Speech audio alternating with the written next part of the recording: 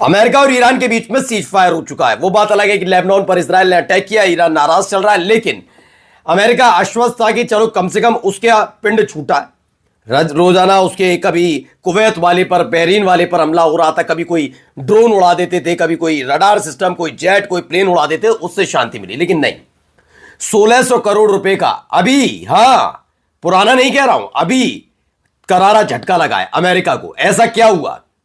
और ये straight of Hormuz में है, कोई शिप की बात नहीं कर रहा हूं। 1600 करोड़ का तगड़ा झटका अमेरिका को। दूसरी खबर दिखाऊंगा, स्ट्रेट ऑफ हॉर्मूज को लेकर ही हमने कहा था ना, क्या खोया क्या पाया वाली स्थिति में देखेंगे तो ईरान के दो रास्ते खुले। जिस ईरान का को कभी भी एक हथियार निर्यातक देश के तौर पर पहचान नहीं थी, लेकिन अमेरिका के हथियारों को, अमेरिका के ड्रोन, जेट, प्लेन गिराकर उसने अपने लिए एक नया रास्ता खोल लिया है। आने वाले दिनों में ईरान के पास ऑर्डर भी आ सकते हैं कि उसके जैसे ड्रोन किसी के पास नहीं, तो दूसरा स्ट्रेट ऑफ हॉर्मूज के जरिए, जिस पर कभी उसने अधिकार नहीं जताया, लेकिन अमेरिका और इजराइल की हरकत की वजह से अब वहां से 20 लाख डॉलर, जी हां 20 लाख डॉलर का जिक्र किया जा रहा है, टोल वसूलने का जिक्र है। और तो और अभी 1-2 दिन पहले तक सब ठीक था, जैसे ही लेबनान पर हमला हुआ फिर से स्ट्रेट ऑफ हॉर्मूज में वैसी ही स्थिति बनती नजर आ रही है। सऊदी अरब को एक तगड़ा झटका लगा, और क्यों मोर्चा खोला है सऊदी अरब ने, किसके खिलाफ खोला है, वो भी दिखाता हूं। नमस्कार, मैं हूं प्रज्वल गौतम और आप देख रहे हैं the live TV. The live TV, सच सबसे आगे। सबसे पहले जरा ये खबर देखिए, अमेरिका का 1600 करोड़ का सबसे महंगा निगरानी ड्रोन MQ-4C ट्राइटन आज स्ट्रेट ऑफ हॉर्मूज के ऊपर से अचानक लापता हो गया। अचानक से लापता, और कहां पर हुआ है? स्ट्रेट ऑफ हॉर्मूज का जिक्र। स्ट्रेट ऑफ हॉर्मूज किसके कमांड में? अब था तो पहले था अप्रत्यक्ष तौर पर। ईरान ने कभी उस पर अपनी ताकत दिखाकर यह नहीं जताया कि आपका शिप नहीं गुजरेगा, तुम यहां से नहीं जाओगे, तुम्हारी हिम्मत कैसे हुई, माइन से उड़ा देंगे, ये नहीं किया उसने। लेकिन इस बार किया, और जो किया उसमें स्ट्रेट ऑफ हॉर्मूज पर प्रत्यक्ष तौर पर उसका पूरा कंट्रोल है। ऐसे में वहां निगरानी की जा रही थी एक ड्रोन के जरिए। अब वो ड्रोन मिल नहीं रहा है, और उस ड्रोन की कीमत है 1600 करोड़ रुपया। जी हां, ऐसी हालत पैदा हुई है कि अब अमेरिका फिर हड़कंप मच रहा है कि एक तरफ हम सीज फायर कर रहे हैं, डील चल रही है, और 1600 करोड़ रुपए का हमारा ड्रोन गायब हो जाता है, जिसका नाम है MQ-4C ट्राइटन। तो एक और बड़ा झटका, चलिए अगला भी झटका दिखाता हूं। ईरान के संसद ने पास किया कानून, हॉर्मूज पर लगेगा टोल। अब क्या है?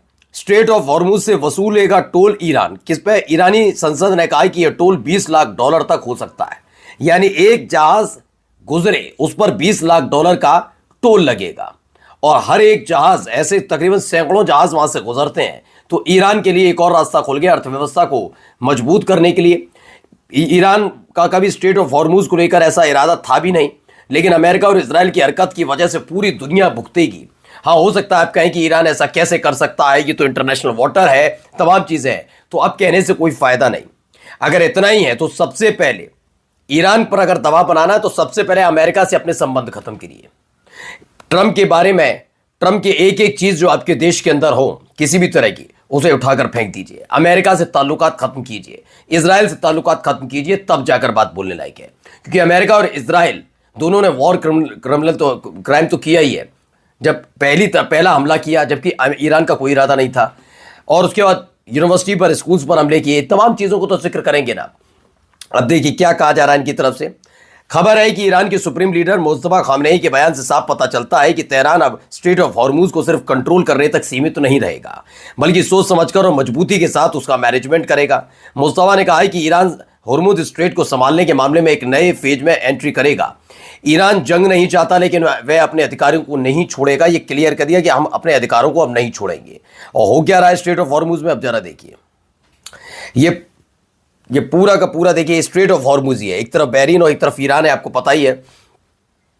कुछ शिप गुजर रहे हैं, ऐसा नहीं एक शिप नहीं गुजर रहे वहां से, कुछ शिप गुजर रहे हैं, लेकिन सारे शिप नहीं गुजर पा रहे हैं, ये क्लियर है।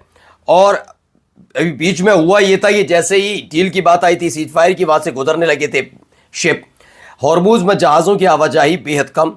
डेटा के मुताबिक गुरुवार को हॉर्मूज से सिर्फ 6 जहाज गुजरे, जो सामान्य स्तर से काफ़ी कम है। इनमें शामिल थे 2 तेल और केमिकल या LNG टैंकर, 3 कार्गो जहाज और 1 बंकरिंग टैंकर। इससे पहले बुधवार को सिर्फ 5 कार्गो जहाज गुजरे थे।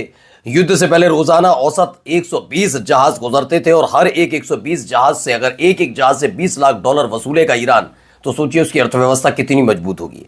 अब आते हैं सऊदी अरब की हालत क्या हो गई है इस युद्ध में, ये देखिए।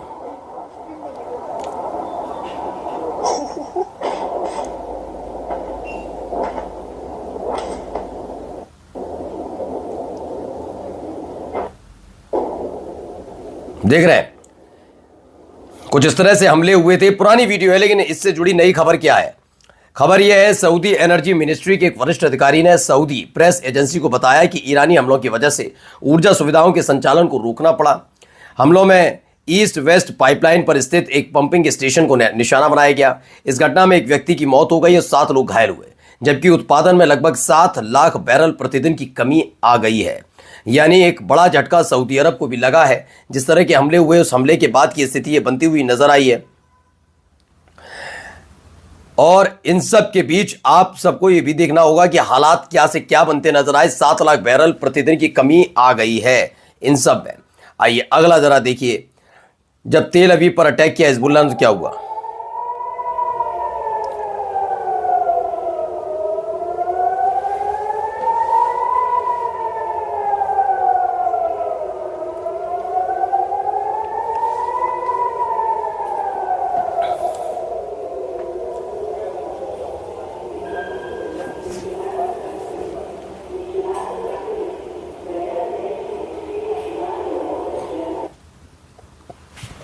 तो इसमें दावा किया जा रहा है कि तेल अवीव के बेन गुरियन एयरपोर्ट पर सायरन बज उठे जब हिजबुल्लाह द्वारा मिसाइलें दागी गईं।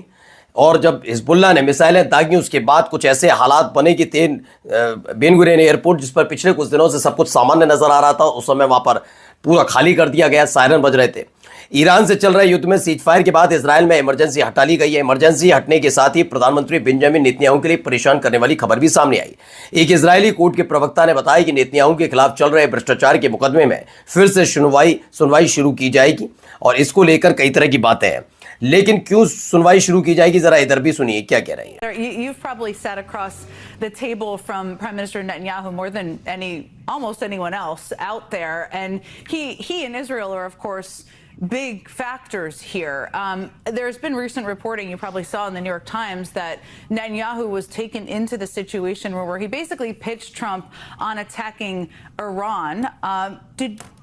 Were you ever part of any conversations like that? I know he's made that pitches to past administrations. Were you ever a part of that? And were you surprised that he was able to convince Trump to do this?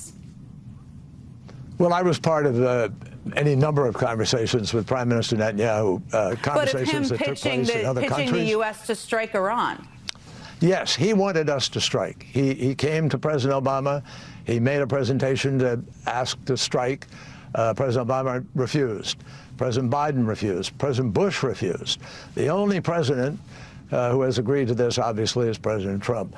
And it's really... तो America के senior leader हैं John Kerry बता रहे हैं कि Netanyahu Bush, Obama से लेकर Biden से ईरान पर हमले करने का आग्रह करते रहे, लेकिन किसी प्रेसिडेंट ने उनकी बात नहीं मानी। लेकिन ट्रंप ने उनकी बात मान ली और उसके बाद आपके सामने स्थिति है, क्या हालात है।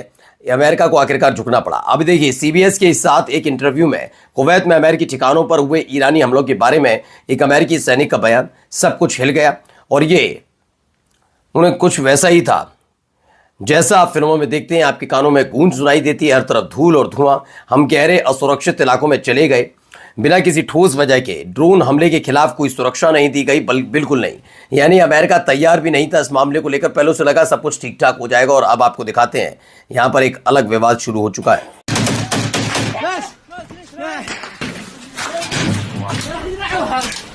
तो है ब्रेकिंग न्यूज है, नजरान के पास स्थित सीमा चौकी हूती पर सऊदी सैनिक ने धावा बोल दिया, लेकिन वे भाग गए और सीमा चौकी पर हूती ने फिर से कब्जा कर लिया।